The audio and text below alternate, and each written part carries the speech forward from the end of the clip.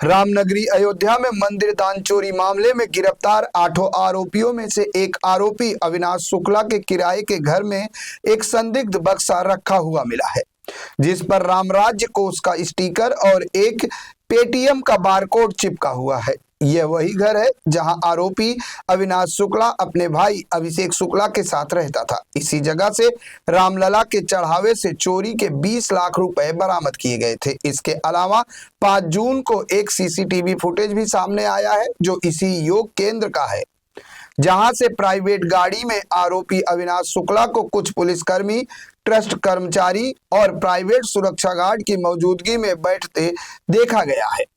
हाथ में काले रंग का बैग भी है जिसमें बरामद हुए हैं। अब जब से यह बैग और उसके पास से संदूक मिला है तो शक और गहरा होता जा रहा है कि अविनाश शुक्ला इस रामराज्य कोष का दुरुपयोग तो नहीं करता था। हालांकि केंद्र की योगाचार्य सीमा तिवारी का कहना है कि यह संदूक यहाँ पर 10 साल से ज्यादा समय से रखा हुआ है। यह उनके गुरु योगाचार्य का है, उसका अविनाश शुक्ला से कोई संबंध नहीं है।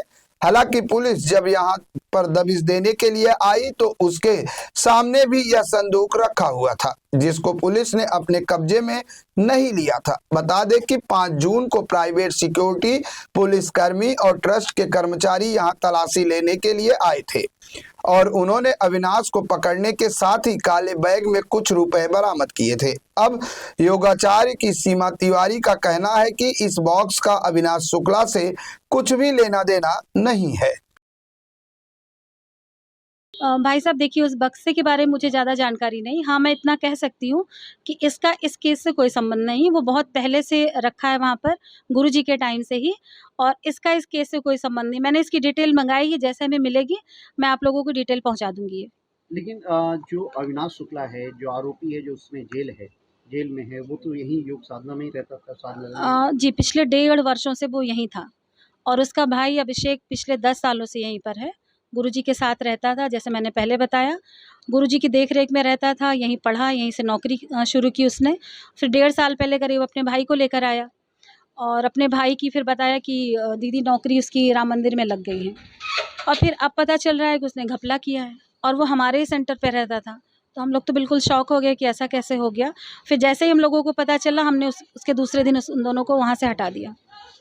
अच्छा, एक चीज़ बॉक्स में राम राज्य कोष लिखा हुआ है। मैंने कहा ना, इसकी डिटेल जैसे आती मैं आप लोग तक तुरंत पहुंचा दूंगी। अभी मुझे इस बारे में ज़्यादा जानकारी नहीं है। अच्छा, पुलिस जब आई थी तो क्या क्या क्या देखा वहाँ पे, क्या पाया उसने? पुलिस जब 5 तारीख को आई थी तो ये हुआ कि यहाँ से कैश मिला है।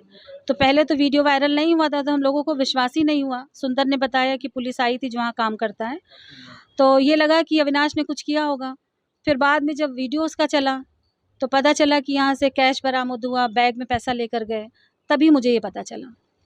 तो आपको ये लगता है कि ये जो पूरा चोरी की घटना है, पूरी अगर देखा जाए तो उसका उस बॉक्स से कोई मतलब नहीं है? जी नहीं, उससे बिल्कुल मतलब नहीं। अभी इसकी डिटेल आपको बहुत जल्दी आज शाम तक मिल जाएगी।